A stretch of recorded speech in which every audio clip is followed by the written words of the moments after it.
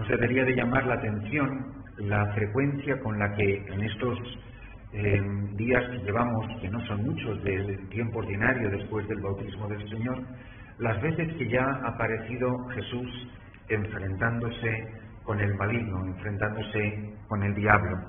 Hoy se nos describe una escena bastante larga, con mucho detalle, en qué consiste, cómo ha sido, cómo se ha realizado este combate entre Jesús y los demonios, y este pobre hombre que estaba poseído por una legión de demonios. Dice que apenas desembarcó, le salió al encuentro de entre los sepulcros un hombre poseído de espíritu inmundo.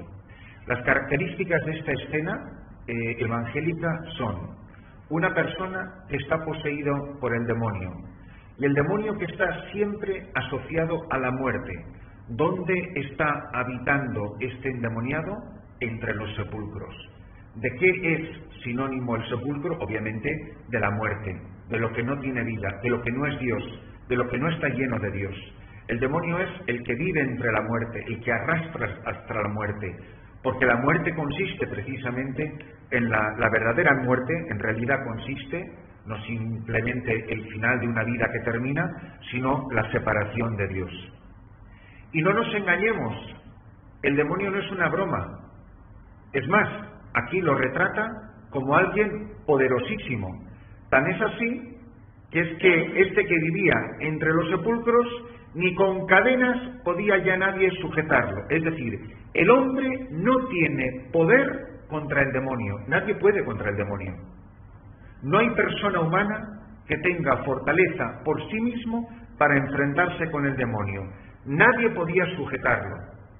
Muchas veces lo habían sujetado con cepos y cadenas, pero él rompía las cadenas y destrozaba los cepos. Y dice textualmente, nadie tenía fuerzas para dominarlo. Nos vendría muy bien a todos caer en la cuenta y andemos con mucho cuidado, porque nadie tiene poder contra el demonio. Nadie tenía fuerza para dominarlo. Se pasaba el día y la noche otra vez en los sepulcros y los montes gritando e hiriéndose con piedras. Pero en eso aparece Jesús. Y él, este hombre que nadie puede dominar, que no puede sujetar nadie, porque el hombre no tiene poder desde Adán y Eva contra el maligno, aparece Jesús y dice que el endemoniado lo ve, viendo de lejos a Jesús, echó a correr. Y aquel que no podían sujetar un pueblo entero, ni con cepos ni cadenas, dice, se postró ante él. Jesús es el único que tiene poder contra el demonio. Viendo de lejos a Jesús, echó a correr y se postró ante él y gritó con voz potente, ¿qué quieres? ¿Qué tienes que ver conmigo, Jesús, Hijo de Dios Altísimo? Lo hemos dicho ya varias veces. Nunca nadie hace unas confesiones de fe tan precisas como los demonios o las personas poseídas por el maligno. Debería de casi darnos miedo. El demonio, si conoce también a Jesús, lo bien que no nos conocerá a cada uno de nosotros. Y le ruega el endemoniado a Jesús, por Dios te lo pido, no me atormentes. Esto es algo que debería de parecernos sorprendente. Debería de estar diciendo el endemoniado, por favor, libérame de la opresión del demonio. Si es que el que está hablando es el demonio. Como el demonio muchas veces habla a través de las personas. Y no es fantasía mía, lo estamos viendo en los evangelios. Aquí hay un pobre hombre que está poseso, pero el que está hablando es el demonio. ¿Quién es Jesús? Lo dice el endemoniado, lo dice el demonio por el endemoniado. Es el que atormenta al demonio. El verdadero tormento del demonio es Jesucristo. No nos atormentes, porque Jesús le estaba diciendo, espíritu inmundo, sal de este hombre. Jesús, con una frase sencilla, sin grandes ceremonias, sin muchos ritos muy complicados, no, con una sencilla frase, llena de la autoridad del Hijo de Dios, da una orden y se cumple. Lo que no podían un pueblo entero, que tendrían fuerza de sobra para controlar a una sola persona, y las cadenas y los cepos que rompía, con la sola palabra de Jesús, una sola frase: espíritu inmundo, sal de este hombre. Y Jesús le pregunta: ¿cómo te llamas? Y responde: me llamo Legión, porque somos muchos. Y le rogaba con insistencia que no los expulsara de aquella comarca. Es muy interesante, es decir, es un territorio que está bajo el dominio de Satanás, como nos puede pasar hoy a nosotros, en nuestros países, en nuestras parroquias, en nuestros barrios, que hay sitios que están ciertamente bajo el poder del demonio. Y si el que quiera creerse que esto es ciencia ficción, es que no sabe el mundo en el que está viviendo. El que se cree que simplemente aquí hay un poco de corruptela o de vicio. No, no, no. El mal, el pecado, la muerte, es lo que ha introducido Satanás en el mundo. Y entonces ya recordamos que se meten en la piara de cerdos. No olvidemos, como lo es aquí en este país, el cerdo es un animal prohibido, maldito, impuro, y buscan lo impuro y la suciedad. Es decir, esto es muy interesante. El demonio busca lo sucio para meterse dentro. ¿Dónde vive el demonio? En un corazón sucio. No en esos 2000 puercos que se despeñan por un barranco, que pobrecitos míos. Lo trágico no es la piara de cerdos que se despeña. Lo trágico es que el demonio busca, el caldo de cultivo del demonio es el pecado.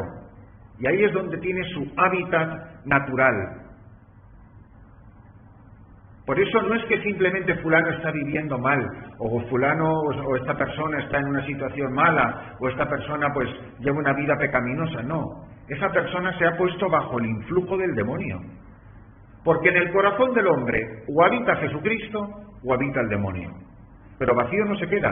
Y hay otros pasajes del Evangelio que no nos daría lógicamente tiempo a comentar ahora, que hablan precisamente de esto. Dice, porque si no, vendrán 7 demonios mayores y se meterán dentro.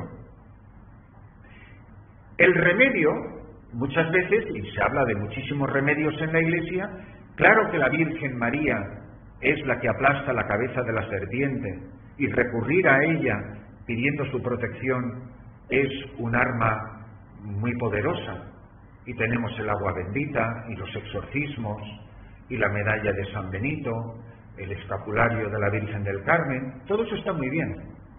Pero el único remedio contra Satanás se llama Jesucristo. Y que no perdamos de vista, por lo accidental, por bonito y santo y puro que nos parezca, de lo esencial. Es quien vive en Cristo, el que es oveja de su rebaño, el que está cargado sobre sus hombros, el que se deja llevar en el entrecruzar de sus brazos junto a su corazón. Ese cordero está salvo, esa oveja está protegida, porque esa es la misión del pastor: proteger el rebaño de Dios, proteger al pueblo de Dios, que no se le pierda ninguna ovejita. El remedio es Cristo, pero hoy es Cristo en la Eucaristía. Por eso quien se aleja de la Eucaristía, quien recibe indignamente la comunión en pecado venial, no digamos en pecado mortal, el que va dejándose transformar por el Espíritu Santo y se va dejando santificar, ese se va alejando del dominio de Satanás. Satanás es el padre de la mentira. Jesús dice, yo soy la verdad. Él es el príncipe de las tinieblas, yo soy la luz del mundo. Él es el que nos conduce a la muerte eterna, yo soy la resurrección y la vida. Por eso, hoy se nos pone en la tesitura de elegir: ¿voy a estar bajo el dominio de Satanás o voy a estar bajo el poderío, el reinado de Cristo? Y yo tendré que mirar muy mucho si el hábitat donde vivo es un hábitat que está bajo el poder de Jesucristo o bajo el poder de Satanás. ¿Hasta qué punto estamos convencidos, obispos, sacerdotes, quienes tenemos el oficio de pastores, que nuestra tarea fundamental es, por supuesto, la santificación del pueblo de Dios, pero luchar contra el demonio? Ahora, si yo no me creo que el demonio existe, o si yo creo que el demonio es algo que se ve en las películas americanas que les gusta lo exótico de un exorcismo, pero no soy consciente de que la misión de una parroquia, del edificio incluso parroquial, sea un lugar donde la gente encuentre refugio del influjo del maligno y salga fortalecido en Cristo Jesús, porque allí es donde se nutren con Jesucristo Eucaristía, donde se acercan a los sacramentos, donde se acercan a todos los medios que nos ofrece la Iglesia para estar a salvo, para acercarnos a la Santísima Virgen María. Y de una manera particular, el sacerdote es responsable de velar por la santidad del sacramento de la Eucaristía, ayudando a los fieles a recibirlo fructuosamente, porque quien tiene a Cristo en la Eucaristía en su pecho, no tiene nada que temerle al demonio. Quien puede comulgar, y comulga con un corazón limpio, ese va al cielo seguro. Por eso la Eucaristía se dice con toda razón que es prenda de nuestra eterna salvación, prenda del cielo. Una parroquia que pone a Jesucristo en el centro, una parroquia que tiene adoración al Santísimo, y que continuamente fomenta que los fieles vengan a adorar a Jesús, sea en el sagrario, sea, por supuesto, mucho más aún, si se pudiera tener expuesto en las parroquias unas horas, o quién sabe si mucho más tiempo, un obispo, unos párrocos, unos sacerdotes que fomentan esto, están protegiendo a su rebaño, porque la protección no es el cura, ni el obispo, ni el párroco, la protección es Cristo, buen pastor, que con su callado guía, protege, alimenta al rebaño.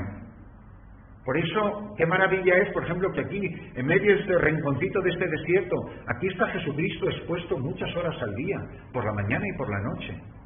Y esto no es simplemente para nuestro gustirrinín espiritual. No, es que es Cristo lo que hemos venido aquí a hacer presente, para que este rincón que está bajo el efecto del demonio sea ahora territorio de Jesucristo, y este territorio le pertenezca a Él. Por eso, qué triste es cuando tú ves comunidades parroquiales donde hay tantas actividades. Coges el boletín de una parroquia y dices, Dios mío, esto parece la estación de Atocha, esto parece un supermercado. ¿Y cuánta gente está metido en 40 berenjenales y qué poquita gente ves rezando delante de un sagrario? ¿Qué poquita gente ves delante de Jesucristo en la custodia? A lo mejor porque ni siquiera los párrocos lo fomentamos, que la gente venga aquí. ¿Por qué es tan importante para venir a esta misión ser católico practicante? Para que seas una persona que nos ayudes en el combate contra el demonio, no para que nos traigas más demonio, que ya tenemos bastante, sino para que tú, por la santidad de tu vida, ayudes a los misioneros a hacer presente el reino de Dios y defender a quienes están todavía bajo las asechanzas del demonio. Por eso, qué importante sería que fomentáramos la adoración al Santísimo, la misa frecuente, la comunión fructuosa.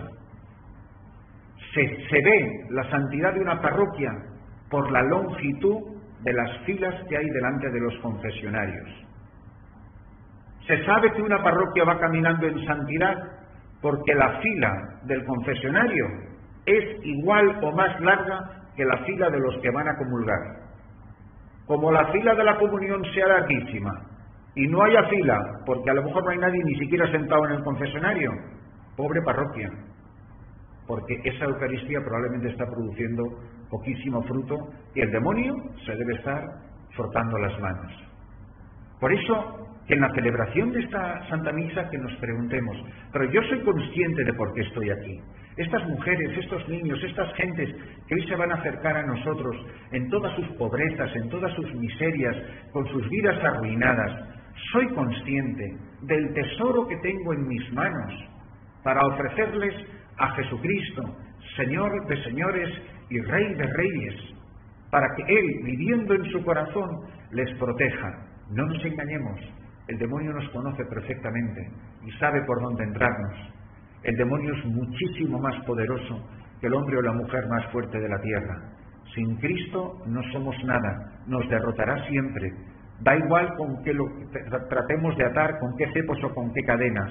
Él siempre escapará a nuestro control y a nuestro dominio. Pero contra Jesucristo, contra el poder de su palabra, contra la gracia de su Espíritu, es imposible. Que la palabra de Dios que hoy se nos proclama nos ayude a descubrir la importancia que es recibir a Jesucristo en la Eucaristía, adorarle en el Santísimo, Yo le pido incluso a todos vosotros que le pidáis a los párrocos que abran las iglesias. No hay cosa más triste que pasar por las calles de nuestra ciudad a cualquier hora de media mañana y todas las iglesias cerradas. ¿Cuánta gente quiere entrar a rezar en una iglesia y no puede porque una tras otra, tras otras? Los curas estarán atareadísimos. ¿Qué tendrán que hacer más importante que hacer que la gente se postre a los pies de Jesús en la Eucaristía y sea liberado así, de esa manera, del dominio de Satanás? Que Cristo reine en nuestros corazones, porque solo su presencia nos defiende del maligno.